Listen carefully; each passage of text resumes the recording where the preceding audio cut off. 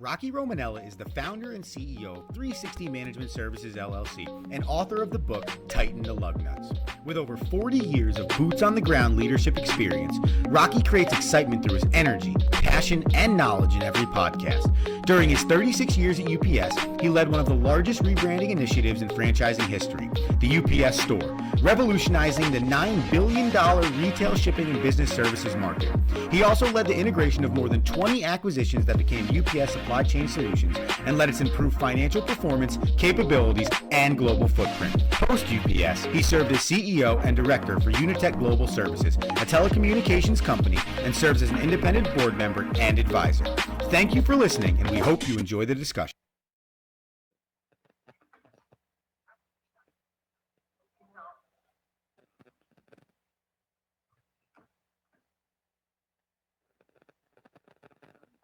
Rocky Romanella is the founder and CEO of 360 Management Services LLC and author of the book Years Passion during his the largest rising the business integration UPS Financial Global CEOs, a telecommunications company, and serves as an independent board member and advisor. Thank you for listening, and we hope you enjoy the discussion. Hold on a second, Rocky. It's playing the commercial, but I don't know why it's not playing the intro. What the hell's going on here? Rocky Romanella is the founder and CEO on leadership through every UP initiative store. Acquisitions capability for Unitech Global Services, a telecommunications company, and serves as an independent board member and advisor. Thank you for listening, and we hope you enjoy the discussion. Do this look like work There to you you? go. Nah, looking at the lights like it's all of this for me. Everyone tonight is here, all of this for me. Hands in the air, yeah, all of this for me. Bottles over here, all of this for me. Bottles bringing bottles here, all of this for me. You for real?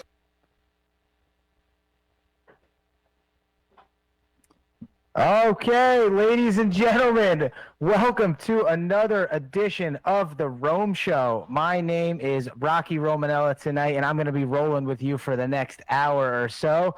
We are flying solo tonight as your host. Andrew Romanella is taking a well-needed day off. We may be hearing from him via the telephone lines as the hour gets going, and depending on whether or not I make emphatic statements that will only fire him up. So we shall see if I am good enough to get a reaction from him via the telephone. As always, we are broadcasting live on the Hamilton Radio app, Channel 2.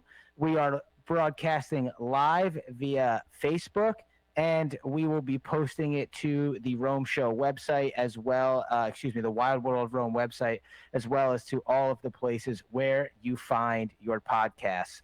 Today, ladies and gentlemen, we are talking about sports.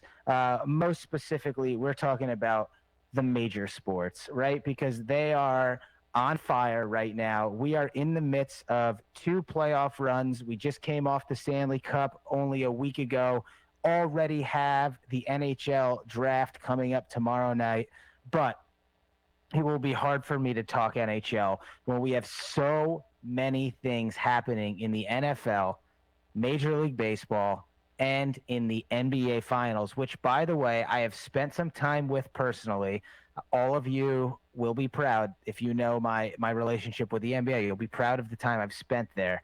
And I will say, I am very happy with my pick of Lakers in 5, and I will get to that and much more. But we are going to start the day off the straight off the Rome with an NFL roundup. So I'm going to go through. There was a couple of games that stood out to me, but I'm going to go through a couple of best and worst from the NFL over yesterday afternoon. And I think that there's a couple of things that are a lot of fun to talk about. So first and foremost, right, I want to talk about how awesome Joe Burrow is. So really excited that Joe Burrow got his first win in a Bengals uniform. And I think it was Andrew who mentioned that we could be seeing the next Andy Dalton, where you've got a pretty an A- quarterback. I think Joe Burrow might be better than Andy Dalton, though. But you've got a grade A quarterback who has the ability to take a team to the playoffs every year. And the difference will be whether or not Joe Burrow can win past the first round and take his team deep, or if he'll have that Cincinnati Bengals first round one and done curse. Only time will tell. And it's not like he played a very good Jackson Jaguars team, at least a fun Jackson Jaguars team. I don't know if they're good. Right? You had Gardner Minshew throw up 27 for 40, 351, and 2 TDs. Not a bad day to get a loss, right? But we also saw, which brings me to my next best and worst, but we also saw Dak go 41 for 58 for 502, 4 TDs, and an L, which as a Giants fan, I love. I love it. If I'm a Dallas Cowboys fan, what is happening there? What is happening in Dallas? And if I'm a Cleveland Browns fan, woo! Here we go. I'm the Cleveland Browns, right? I pulled in Baker Mayfield, Jarvis Landry, and I pulled in Odell Beckham Jr. like 3 years ago. It's about time I saw some points. It's about time I saw some points. But here's one thing I will say to Cleveland Browns fans, and to really anyone who is a fan or watches Odell Beckham Jr., my guess is he might do this 4 or 5 more games, and in every other game, it's going to be like, yo, where's Odell? Or, oh, there's Odell with like crazy cleats and getting in Twitter battles. Oh, there's Odell saying some ridiculous stuff on Twitter before the week, right? Or, oh, are the Browns playing the Giants? Because Odell's probably going to talk about how he was slighted and passed over and was the best thing since sliced bread. Anyways, when Odell plays like he did on Sunday, that is the Odell that everyone wants to see, know, and love. And, listen, I'm happy for the Browns. I'm very hard on the Browns. I'm happy for them, right? They had a nice day. They went big, and you know what? They are 3-1, whereas the Cowboys are 1-3, sitting behind a Philadelphia Eagles team that's 1-2-1, which brings me to my next worst of the NFL, and that is the NFC East. And there's 2 wins in the entire division right now. Excuse me. I think, no. There's 2 wins. No, there's 3 wins in the entire division right now, which is just awful. It's just awful. And I don't know if I can say anything else on the NFC East other than it's awful, because why waste time when you've got people like, let's see here. Oh, when you've got people like Tom Brady in Tampa Bay going 3-1 to start the year. And not only is Tom Brady 3-1, but Tom was down 24-7 at halftime yesterday. Guy finishes with 369 yards and 5 touchdown passes. Yeah, let that one soak in. Tom Brady threw 5 touchdown passes yesterday. And it's funny, if he started 3-1 and had to win tight games like this in New England, they would be like, oh, Tom Brady's past it. The Patriots aren't that good. And I know you think I'm crazy by saying that, but just go to the tape, because the last 5 years in New England, they've started probably 3-1, and everyone has said, oh, we think Tom Brady's past it. It's time for him to move on. But, I mean, I don't know how you can't look at that and be like, wow, that's impressive. Right? You could hate all you – I mean, honestly, if you're a Patriots hater, there's really no reason to hate Tom Brady anymore. He's not there. So, just give the guy some love, because – 369, nice, and 5 TDs. What a day for Tom Brady. Mike Evans, huge receiving day, 7 receptions, 122 for 1 TD. And speaking of big stat days, what a day to be a fantasy football owner in the NFL. Not only are you just ravaged with mental anxiety based on COVID-19 negative results, 2 games are postponed, 1 decides to keep playing. I don't know whether I should be starting Calvin Ridley or Tyreek Hill tonight. No one knows. Anyways, then you finally get all your players in. You probably ad dropped all day on the waiver wire, come to have just hundreds of people go off in the NFL yesterday. I mean, Emmanuel Sanders, 6 receptions, 93 yards. Alvin Kamara, 19 carries, 83 yards, and a TD. We had some big days. How about Teddy Bridgewater having a day for the Carolina Panthers? And my brother's boy, Kyler Murray, throwing up another L, a very pedestrian 21 points for the Arizona Cardinals.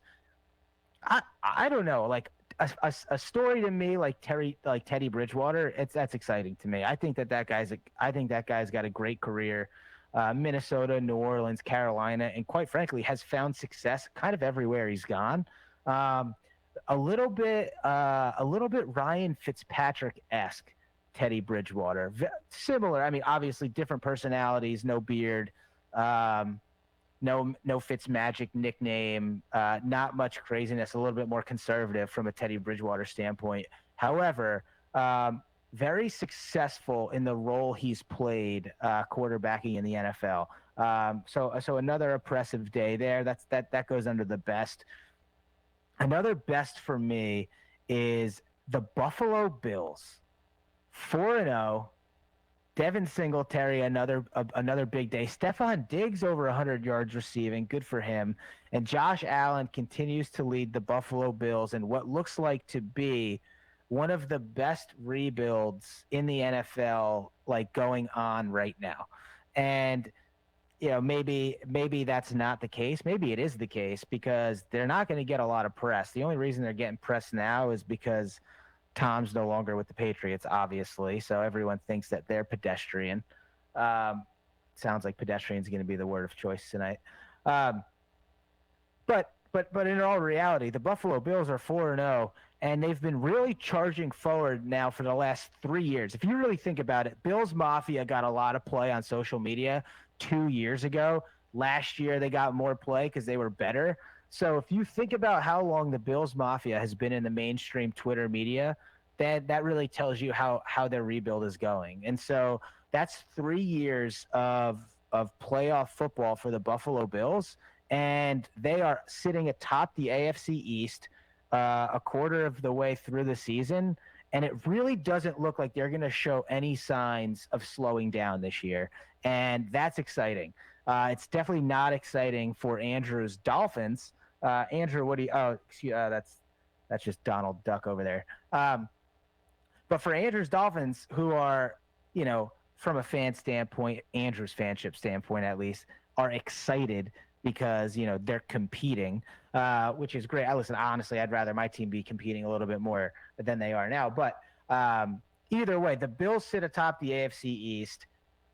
Outside of the Patriots, I don't think anyone will challenge them for that spot into the playoffs. So that's an exciting team for me. Again, I just think the dynamic of Josh Allen and in the draft that he was in, and him being the one guy that's 4-0 right now, I just think that's a really great story. And then we'll flip it over to another worst of the NFL as I'm looking over here at the Houston Texans, who are just god awful. Houston Texans have decided to remove. I don't know what that noise is. Houston Texans have decided to remove Bill O'Brien as both the head coach and the general manager, which doesn't surprise me. After an 0-4 start in the offseason, gets rid of one of the best wide receivers in the league, and starts the year 0-4. I mean, I don't know if there is a better recipe for getting fired than what Bill O'Brien has produced over the course of the last 6 months. That's right. If you're looking to brew up a recipe that will get you fired from professional sports, name yourself so almighty that you have to be both the GM and the head coach, then proceed to trade away or let go or however you did it, your best player, your most valuable wide receiving asset, and then lose the first 4 games of the season. And you have a master potion that's called Fire Me Right Now. And that's what Bill O'Brien got. He got it today. It's not really surprising. Andrew's actually been talking about it now, I feel like, for 3 weeks. So not really surprising there on the front. And then, another worst for me in the NFL this week was probably all of the negative coronavirus tests, or excuse me, the COVID-19 tests. And, it's disappointing. It's not disappointing. I'm actually more fired up about how they're treating mask usage and in the public eye, like putting these rules on these players about, oh, these guys were at an event and they didn't have a mask on, and these guys were doing this, that, and the other thing, and they'd have a mask on, and we're going to fine the coaches on the sideline $250,000 for not having a mask on, yet we're all going to touch the same football. We're all going to give each other high fives. We're going to touch the change when we have to do a measurement. Like, it just doesn't make any sense to put that much pressure on Andrew, them when you're not going to offer a bubble. Can you call in through the go-to meeting? Who, me? Sorry. Yeah. Sorry, dude. Are you guys talking to me right now? Okay. I think it sounds like we're trying to have a caller and they clicked over a little bit. But I will say, the NBA and the NHL held a standard of a bubble, right? So it's a lot easier to hold guys accountable to protocols from a testing standpoint. But if you're not going to offer the players a bubble, you can't really hold them accountable for what they're doing away from the field. And I honestly don't know if that's fair for these guys. And I know there's a couple of stories about that, but I thought that to me was a worst from an NFL standpoint, right? You didn't offer a bubble. You kind of knew this was a reality. It happened in baseball. If you didn't expect a couple of negative tests this year and a couple of game postponements, then you probably just aren't really in tune with what's happening. So I thought that was a worst for me. And then finally, like my final big worst of this NFL Sunday Week 4 was easily the tragic Giants loss with the Daniel Jones interception at the buzzer, which was really sad. Listen, who knows? They score a touchdown there. They go for 2. You don't know if they hit it. Then they'd have to go to overtime. Like, you don't know if they would even be, have a chance to win. But just the fact that it was a interception on one of probably the most athletic plays I've seen in this NFL football season from an interception standpoint, a flat-out diving catch. What incredible athleticism we saw on that play. But so that tragedy, but probably more so the fact that you had the fight between Golden Tate and Jalen Ramsey. And so obviously there is some history there, some family history between, I guess Jalen Ramsey and Golden Tate and some family members. However, the last time the Giants had a fight on the field was Odell Beckham and Josh Norman. And I would argue that the Giants have actually never recovered from that melee on the field. And you've got Joe Judge, who is sitting there saying, listen, the Maras, the Tisches, like, our ownership doesn't need to be seeing this from our players on the field, which obviously, as a fan, we all agree with, but is that type of discipline going to get rid of Golden Tate? Right? Is Golden Tate going to be held accountable here? Are we just going to say, hey, this is a personal issue. These guys needed to settle the score. They did it in the wrong place, wrong time. Let's fine them, let's suspend them, and let's move on. I don't know. Is that the best thing for the Giants? To me, I don't know. It sounds like we have a phone call from Andrew Romanella. Andrew, the host of the Rome Show, has called in. What's up? First-time caller, long-time listener. Excited to be on the show today. First-time caller, long-time host. What's up? Not much.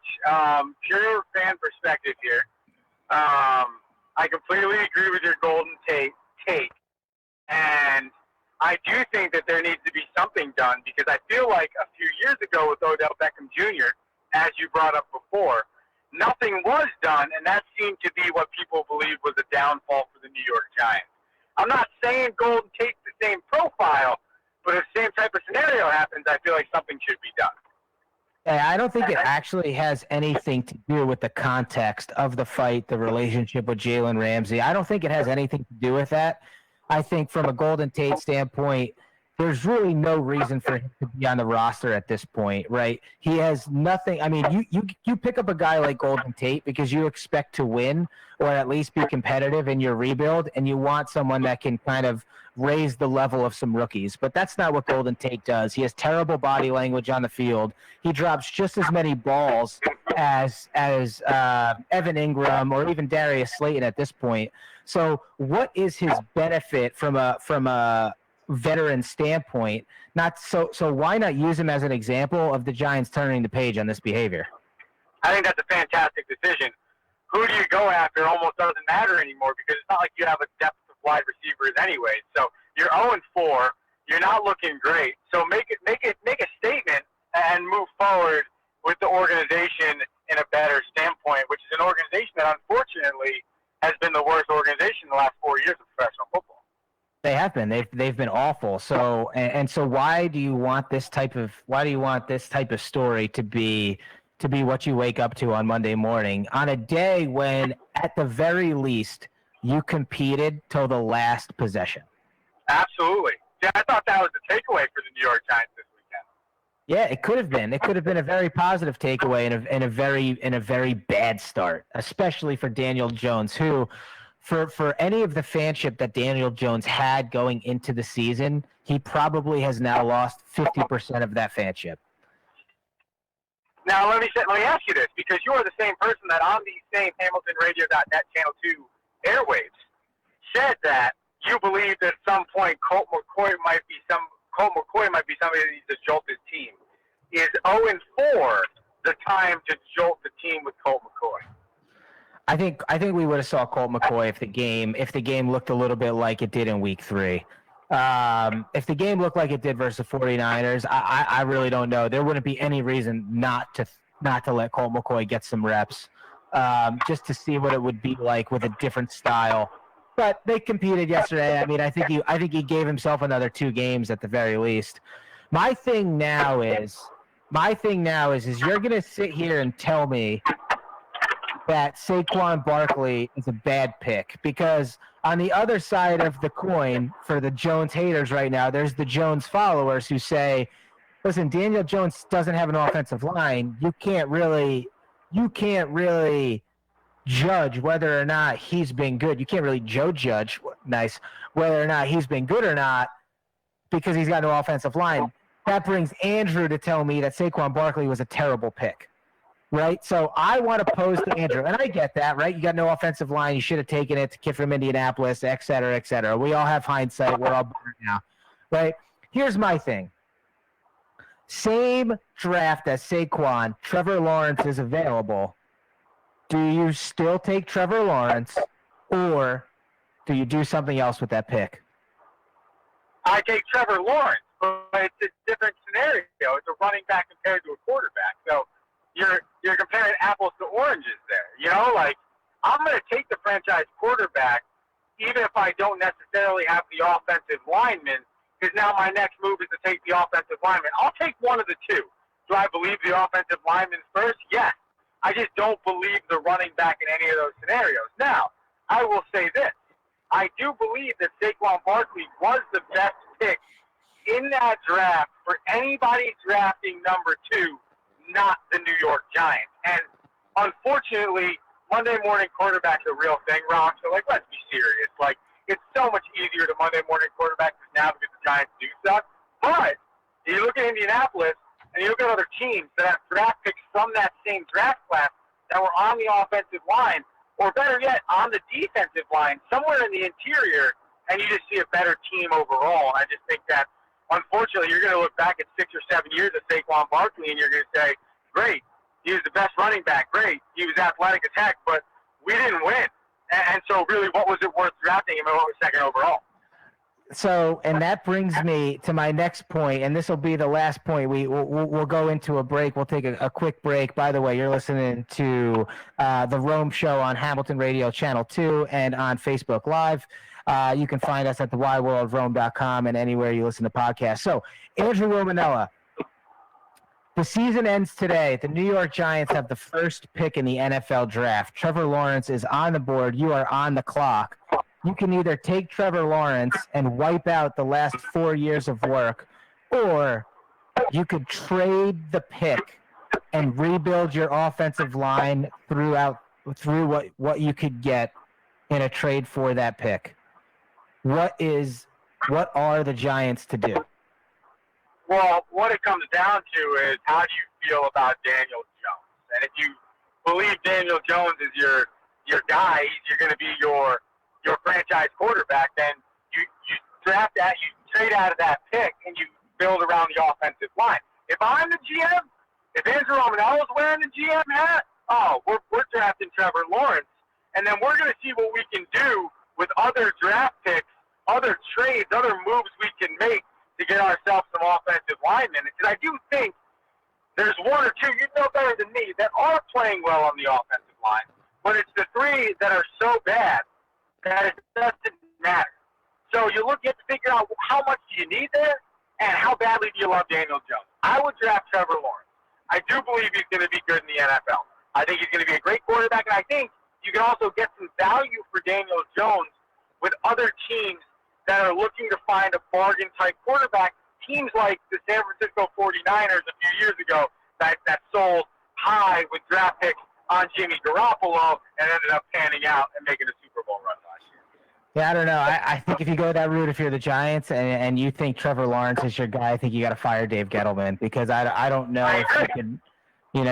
You can't allow that combination to move on. The man now has had 4 years, and so if the organization thinks that Trevor Lawrence is the guy, you got to get rid of Dave Gettleman. That's it.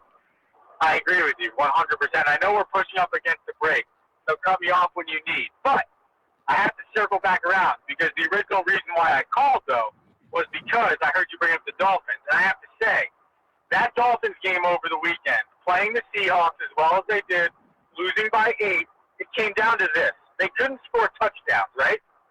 And your starting quarterback threw for a bunch of yards with 2 interceptions and no touchdowns. And I think that, because the team's competing against some of the best teams in the league, that might put, Rock, your Tua Tagovailoa, starter for the Dolphins week 5, in the rear view, and much closer might be in the back seat. I mean, I just don't see at 1-3 why Tua isn't waiting in the wings for at least a week 7 start. I would say week 6, but I'll even I just don't understand what you're waiting for at this point. Like, the Bills are 4-0, right? The Patriots are 2-1, and if they win tonight, which I don't know if they do, I guess if the Patriots lose, you still got a chance. But I mean, that's why it brings me to, like, listen, if you're gonna go 1-4. Why not go 2 and whatever, or 4-10, or 4-12, or 6-10 with Tua under quarterbacking? I just don't understand why Tua is not why Tua wouldn't be quarterbacking if you're going to be under 500. But that's just me. Ruben, we're going to go up against the break. My name is Rocky Romanella. I've been rolling with you for about a half hour now. I just want to make sure it's the right time to put him in, which is why I think after the bye week's got to be. Oh, we got a tape delay here. Can you hear me? Yeah, I can still hear you. I didn't realize you were still there. We had a little tape delay. Oh, that's fine. All good, man. Well, listen, thanks for calling in. Saying that I just want to make sure it's the right time for Tua. Yeah, there's no right or wrong time. Look at Joe Burrow. True, you're right. I agree with you 100%. Yeah. Ruben, take us to the break. Take us to the break, Rube. Let's listen to the commercial. 360 Management for Life. Pins up. Are you looking to become a better leader, whether that's in business, in sports, or in life, and you haven't found a book yet to help you get to that game-changing aha moment? Well, we have the book for you. Tighten the Lug Nuts, The Principles of Balanced Leadership. Tighten the Lug Nuts will help you get to that game-changing leadership moment. Available on Amazon, Barnes & Noble, and iBooks, or at 360managementservices.com. That's the number 360managementservices.com. Pick up your copy today and start changing your leadership styles. Okay, ladies and gentlemen, welcome back to the Rome Show. My name is Rocky Romanella. I'll be rolling with you for the remaining half hour here. We are talking sports, and we were talking the NFL. Closing up on that last thought from Andrew Romanella, our host and caller tonight. Again, you can find us on Hamilton Radio Channel 2, hamiltonradio.net, Facebook Live, at Coach Romo 24. What are we at? The Wide World of Rome, at the Rome Show. Just search for Andrew. You'll pretty much find us anywhere. Anyways, so Andrew makes a point about Tua wanting to be ready. Listen, it's the NFL. You're never ready. Right, you either are or you aren't, and when you get in the game, it tells the whole story, and you see that when you watch Josh Allen play. You see that when you watch Kyler Murray play. You see that when you watch Joe Burrow play. Like, listen, Joe Burrow's weapons aren't that great either, but for whatever reason, that kid has torched his defenses. He's put his team in a position to win every weekend. Like, those are the. I mean, even for example, even Tim Tebow always figured out a way to get his team with a chance to win. Right. So there is a way, there's a school of thought that says, yeah, I need to consider whether or not this quarterback's ready. Do they have the skill set? Can he throw? Is he a pocket passer? Is he a runner? So there's all this talent stuff. And then there's this, just throw them in the game and see if they can will their team to win. And typically, those are the quarterbacks that end up staying. And so those quarterbacks that teeter, like Kyler Murray, yeah, he's great. He's a great talent. And we got in this argument last week, but Kyler's 2-2, right? And Kyler's 2-2, and Joe Burrow's 1-2 or 1-3 they're so completely different to me. So to me, they're so different. One, I see an overachiever and a future potential, playoff winning quarterback, and another I see maybe a flash in the pan once in a while, hit the playoffs, but maybe a little overrated down in Arizona. And I don't know why I see it that way, quite frankly, but that's what I'm seeing.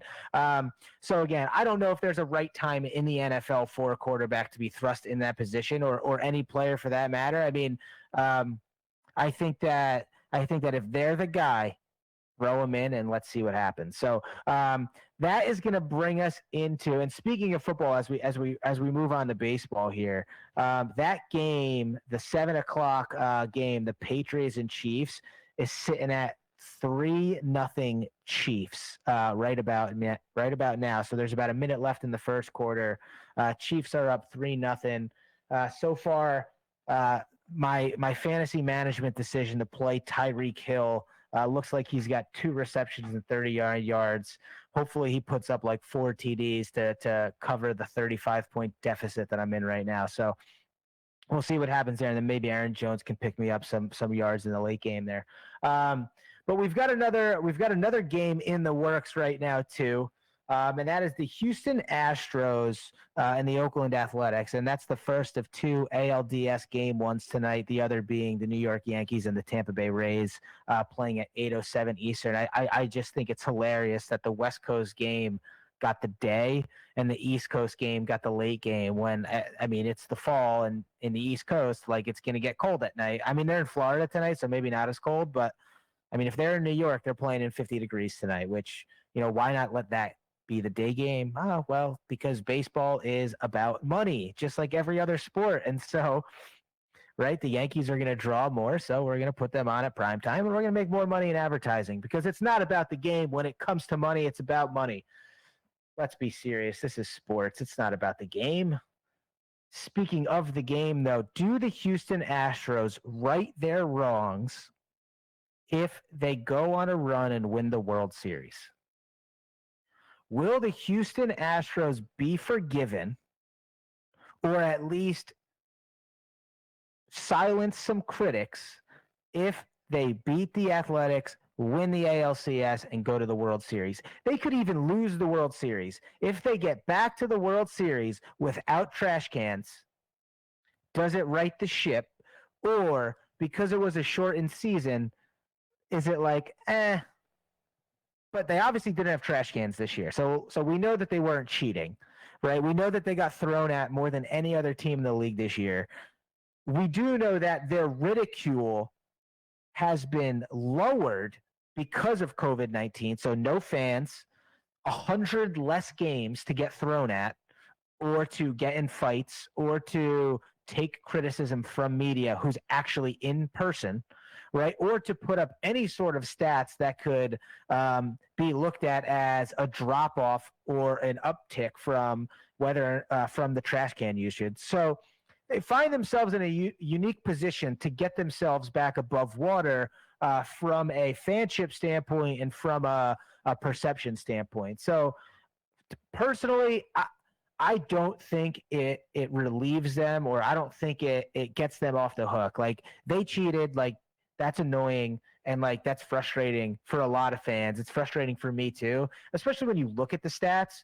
It's definitely annoying. I mean, listen, baseball is about getting getting advantage and stealing signs, but that's all like that's that like camaraderie. That's like that in the spirit of the game thing. You have signs, right? And you hide them because you don't want the other team to know when you're going to steal, right? It's called a steal, right? You typically don't tell the bank when you're going to rob it, right? You just try and show up and rob it, right? Same thing here. Like you're not just going to steal second. You're like, hey, by the way, I'm going to steal on the next pitch. No, right? So like that part of it, like that finding out like what's happened, that's embedded into the framework of the game, right? But using analytics to read the signs that the pitcher is going to give when you have no one on second base, no, that is cheating. Now your teammate's on second base, he reads the sign from the catcher, he throws you up a 1, a fastball's coming. Now that's just a catcher who's not good at all. So a couple of different things. So I don't know if the Astros get forgiven, but I think it does a lot for their individual games because I think at least they can be like, yeah, we can still win the World Series. We don't need to know what pitch is coming. We're still talented. Like we're still baseball players. Like it's not like we knew every pitch was coming our entire career. Like we had to be pretty good to get here. So I don't know how much it's going to do. Although I will say I am cheering hard for the Athletics because I picked them to win the World Series. Last week when I was with Andrew, I went hard on Billy Beane's first World Series, and I'm staying true. They lost game 1 in the play-in round, but they came back and they won 2. So I'm happy for the A's here. Let's see if they can they just lost. The game's officially final, so they're down 1-0. We'll see what they do in the next game. Then tonight you've got at 8:07 p.m. Eastern Standard Time, you have the New York Yankees playing the Tampa Bay Rays in a classic AL East matchup. And I really do like that on both sides of the coin, you have an AL East matchup and an NL East matchup. So you've got the Yankees and the Rays, and then you've got the Marlins and the Braves. And being from the East, that's just I always think that's cool. You've got Garrett Cole throwing against Blake Snell tonight. So it's going to be a pretty good game. Oh, yeah, I forgot. That game's in San Diego, too. So that's why they played day and night. My bad. I forgot that baseball was in a bubble for the playoffs, so they made the right move there. So I think I picked Cleveland in that first round just because I didn't know how the Yankees were gonna fare based on what they did in the back half of their 60 versus the first half of the 60. But it looks like they might be the team that we saw at the beginning of the year in the playoffs. And so I haven't watched too much of the Rays this year, but I think that this could be a series that goes to 6 or 7 games. So I'll take the Yankees in this series in 7. I'll take the A's in that first series in 6, by the way. But I'll take the Rays here. I'll take the Yankees here in 7. I think it's going to be a long hard-fought series, and I think it's going to be a good series. I think we're going to see a classic. Like if I think about the 90s and I think about the early 2000s and I think about fall baseball when the Yankees were at their height with their big 3, like I feel like I want to see that from the Yankees and Rays today. And I think we're going to see that this series. So I'm excited for that. Tomorrow, the NL kicks off their side. You've got the Padres and Dodgers out west. And how can you not cheer for the Padres? Similar to the Bills from a rebuilding standpoint, great job with their minor league system over the course of the last 5 to 10 years, really rebuilt their interior organizations to build through the club. And by the way, the best organizations build through their farm system in baseball. I mean, and the proof is so evident. The Yankees themselves are just a great example of that. But and then if you can pair it with good free agent signings, that's really how it's getting done. And so you've got to celebrate the Padres for their rebuild. And as a fan, like the type of fan I am, I'm cheering for the Padres. I chose the Dodgers to go to the World Series. I'm going to stick with that. But from a pure fan standpoint, I want the Padres to win, right? I want to see that story. I like to see it, right? Because now in sports more than ever, and it's so annoying. It's so annoying for me. It's hard for me to even watch ESPN half the time, right? It's hard for me to watch them half the time because it's hard for me to even look at Twitter sometimes because it's like everyone would rather see their team lose and quote unquote rebuild through the draft, whatever that means, right? We can go on a million different ways to do it and definitions, than compete and play and try and win games because everyone is cheering for general managers these days, right? I'm going to go out and I'm going to buy a jersey and I'm going to get the general manager's name on the back because every single fan seems to be playing general manager these days and not fan. Right? So that's why I'm cheering for the Padres because you see a rebuild work, right? And you see patience and you see it work and you're like, great, that's what it could look like. You see the New York Rangers rebuild that worked. You see the Buffalo Bills rebuild that worked, right? Great stuff. Now, here's the problem with it. And here's where I went off on my rant is in 5 years, in 2 years, in 3 years, in 10 years, when it comes to the point for the Bills and the Padres, will there be time to fire everyone, tear it down, and start all over again? Or will there be the St. Louis Cardinals? Or will they be the New England Patriots? Or will they be the New York Yankees? Or will they be the Pittsburgh Penguins modern era? Or will they be teams that don't have to stop winning? Why do you have to stop winning in today's sports? I don't get it. It is as if it's impossible to have a constant stream of success in professional sports these days. And it's always based on the money. It's always based on the value of the player. It's always based on how you manage the money. But you're telling me that like there are organizations who are constantly in the playoffs.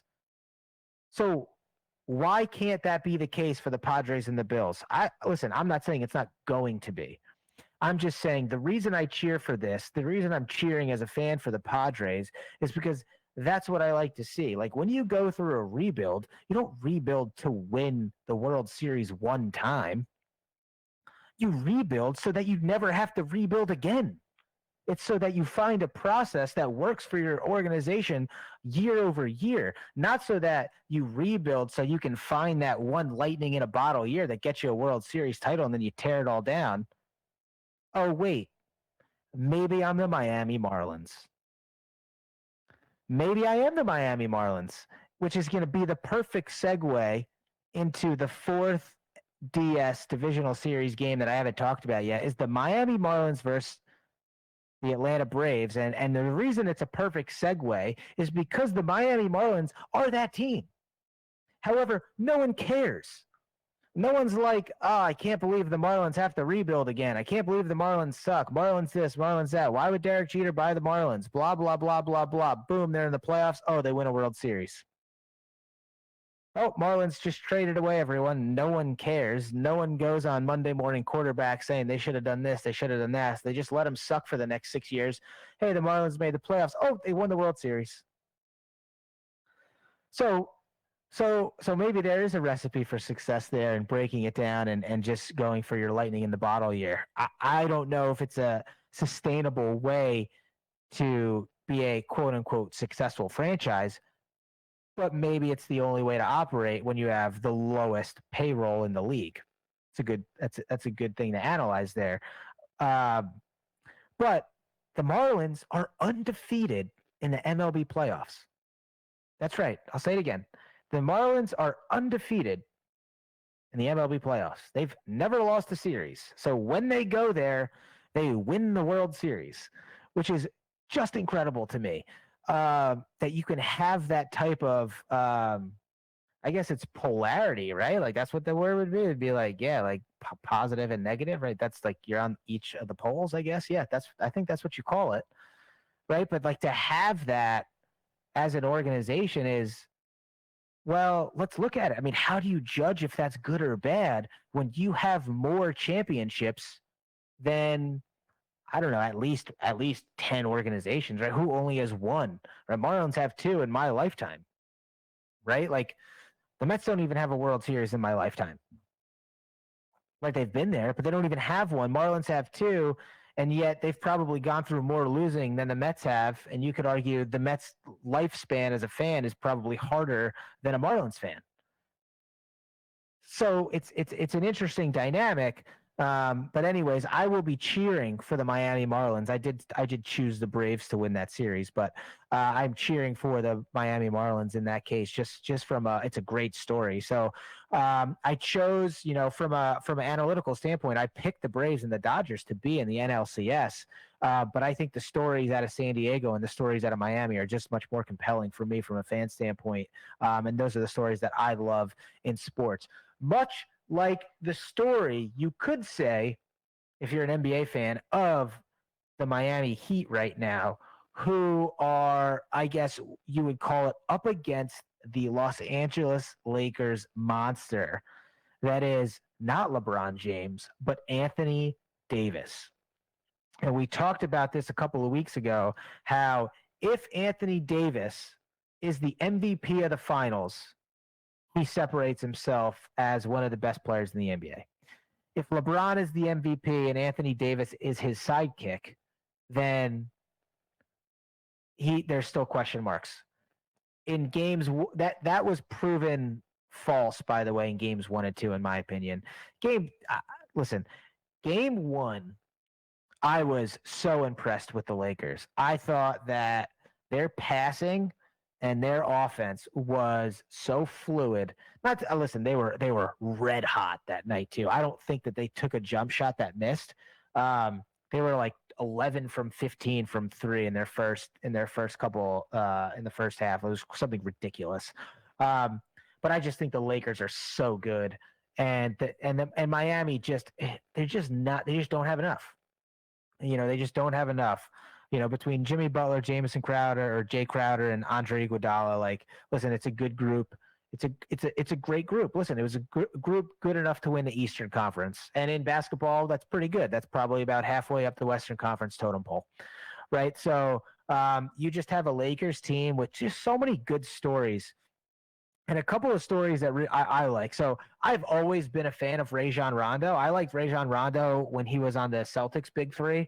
So I like him for whatever reason, and I think he plays hard. I think he's talented. I think he's a good passer. I just like the way Rajon Rondo plays. So I'm happy that he's on this team, right? You know who else I'm happy for?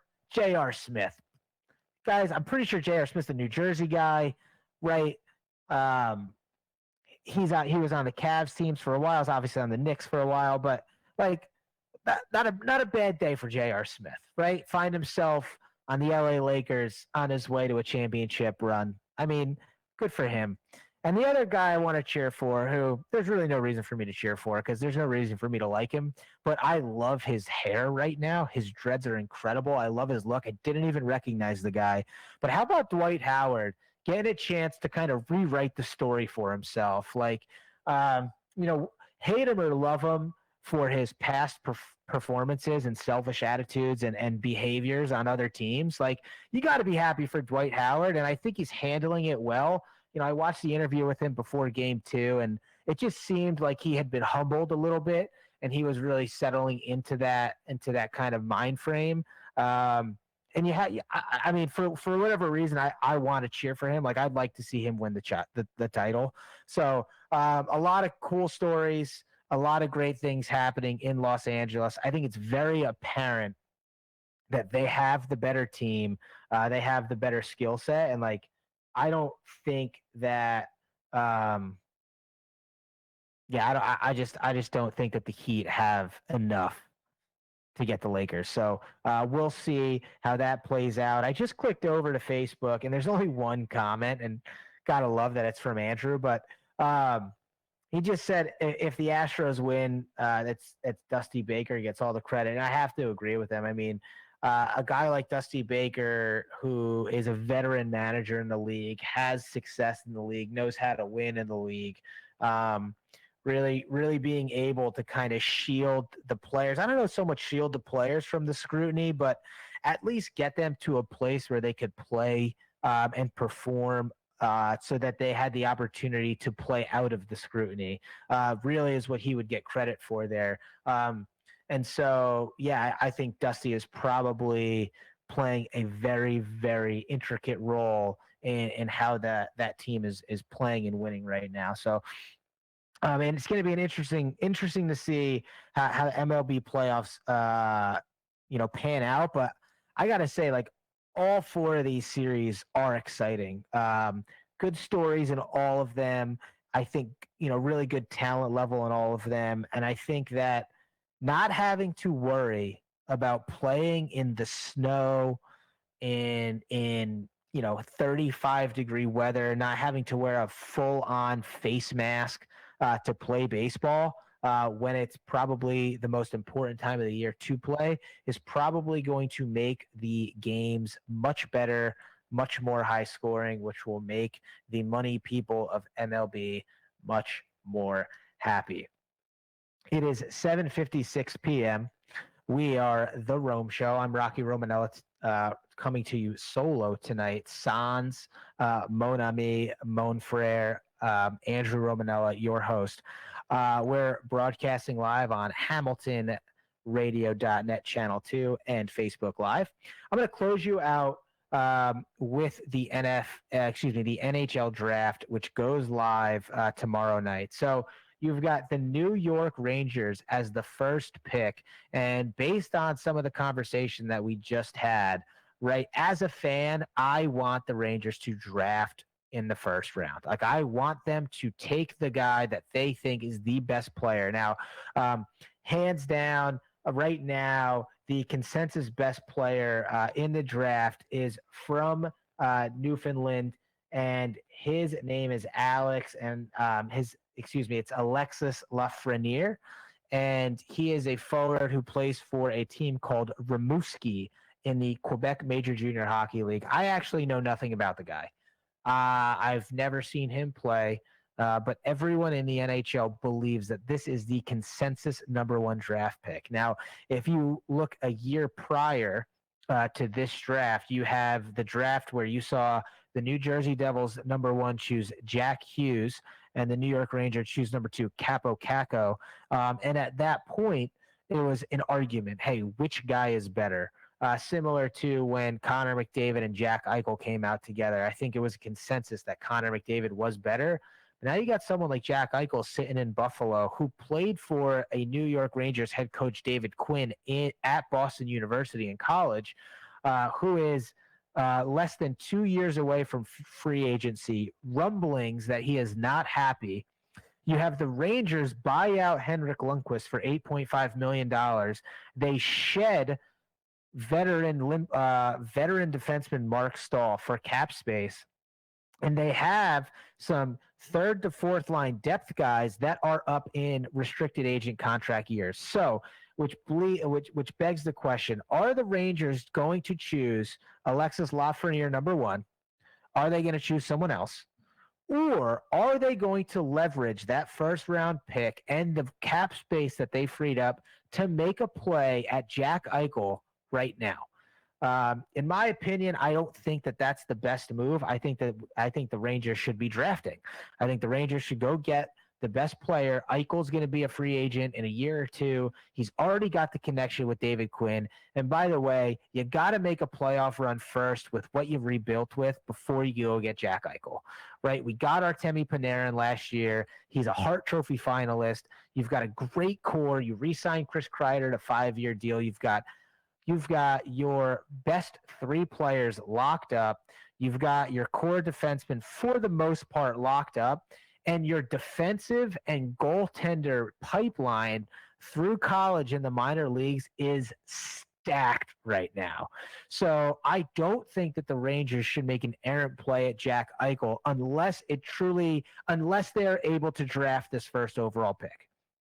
if they can draft and make a play that doesn't damage their depth in their offense, then I'm okay with the play for Jack Eichel this year. Outside of that, I would wait for that to happen, but only time will tell. It is 7:59 p.m. Let me give you an update on the NFL scores. We are 9:31 into the second quarter. We've got KC leading 6-3 over New England in an absolute COVID-19 barn burner.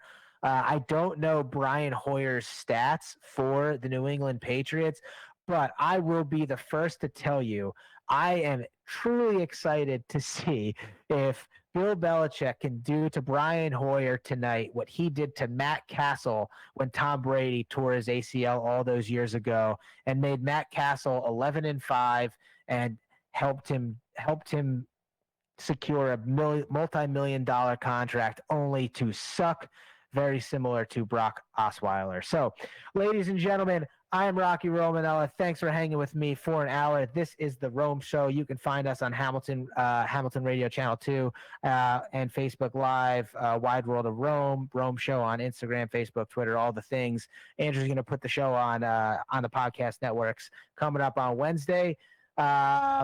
Stay safe. Have fun. Peace out. Later. Thank you. Rocky Romanella is the founder and CEO of 360 Management Services LLC and author of the book Tighten the Lug Nuts. With over 40 years of boots-on-the-ground leadership experience, Rocky creates excitement through his energy, passion, and knowledge in every podcast. During his 36 years at UPS, he led one of the largest rebranding initiatives in franchising history, the UPS Store, revolutionizing the $9 billion retail shipping and business services market. He also led the integration of more than 20 acquisitions that became UPS Supply Chain Solutions and let us improve financial performance, capabilities, and global footprint. Post-UPS, he served as CEO and director for Unitech Global Services, a telecommunications company, and serves as an independent board member and advisor. Thank you for listening, and we hope you enjoy the discussion. Do this look like work to you? Nah. Looking at the lights like it's all of this for me. Everyone tonight is here. All of this for me. Hands in the air, yeah. All of this for me. Bottles over here.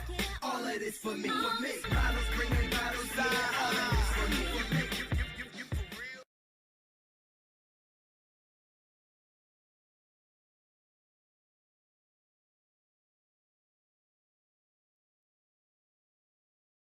real? Hey, Rocky, good job. You carried the show pretty well. Very well. Did my best. Yeah, no, you did good. Yeah, no.